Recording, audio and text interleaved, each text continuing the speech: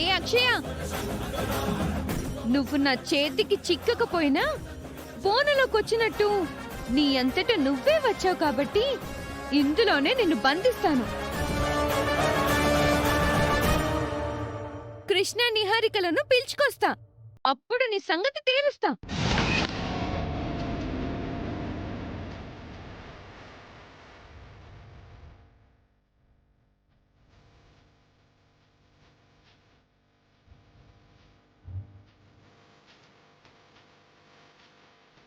బయట ఎవరైనా ఉన్నారా?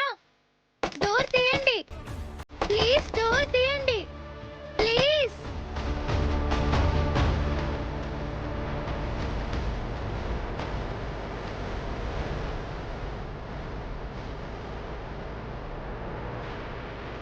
వీలైనంత త్వరగా నీ పనిని ముగించుకుని తిరిగిరా.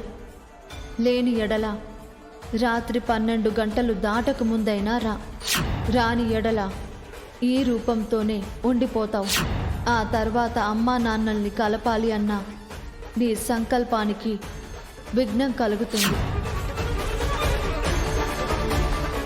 భవానీ చెప్పిన టైంలోపు ఎలాగైనా నేను గుడి దగ్గరికి చేరుకోవాలి. టైం 11 గంటలైనట్టుంది. శౌర్య నా గురించి నిహారిక పెద్దమ్మ వాళ్ళకి చెప్పి వాళ్ళని తీసుకొచ్చి నన్ను పట్టిస్తే నా పరిస్థితి ఏంటి?